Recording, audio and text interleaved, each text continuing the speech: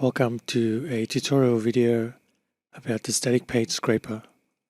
Now the difference between a static page scraper and a dynamic page scraper is that the dynamic page scraper will load your sites inside a real browser, which means JavaScript is run.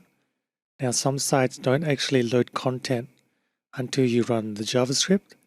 If you were to use those sites and try and scrape content using the static page scraper, you'll find that no content is visible. If that is the case, you need to use the dynamic page scraper. Now the advantage of using the static page scraper is that it's a lot easier to get started up and running. It's also slightly faster because you don't need to load pages and wait for them to execute JavaScript. I recommend you try using the static page scraper first, and if that doesn't work, you can always switch over to the dynamic page one. Let's create a new static page scraper. And for today's URL list example, we're going to use something from Wikipedia. Now you can also load URLs from a file by clicking on load file, and then now it gives you URL file. I'm going to go back to just using the text box. When you first load up the static scraper, it's set up to scrape heading 1, H2, and P tags. If you need to scrape content that appears in other tags, it's a comma separated list, so you just do comma, maybe add a div or links. At the same time, you have the opportunity here to unwrap some tags. This is most common when you're using anchor tags, as when you download anchor tags, you might not want to actually download the link, you just want to download the content within it. And what they'll do is it'll unwrap that tag, so remove the tag but leave just the inner text. If you are finding some tags appear in content which you don't need, you can remove them using remove tags.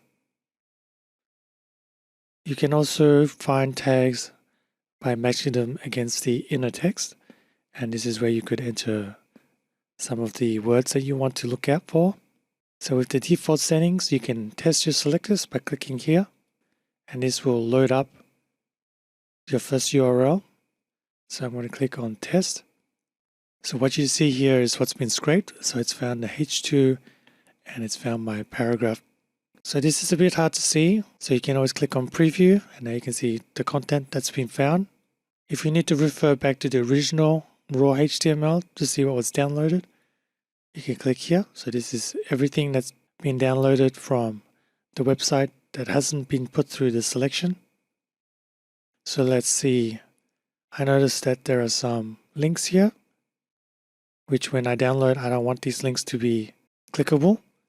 So I'm going to go to unwrap tags and put in A, click test selectors, click the test button again. You'll notice in the preview now, all the links have disappeared and I'm just left with plain text. We have the filter section. Here I can use regex to find and replace content that's been scraped. For each URL that I'm processing, if it returns less than a certain number of words, I can choose to ignore that output and not save it to my drive. There is a remove HTML toggle as well. You can see here there's also a wrap lines. Now if you were to choose to remove HTML, you might want to rewrap every line with some paragraph tags so that you can use it as HTML in another program. We have a rewriter as well that we can use. You also have a translator, task settings, task name, the save file name, and a save location. Like all tasks, this also supports the use of a scheduler, and you can also chain tasks and run another task after your static page scraper task has finished running. When you first click it, it says no data, so you always have to click get task first, and it'll give you a list of all the tasks that you can run afterwards. So I'm going to click on run. And this will highlight my task, and you can see the task log window at the bottom here. You can check out the progress of the task by seeing the task log. So it's read the URL.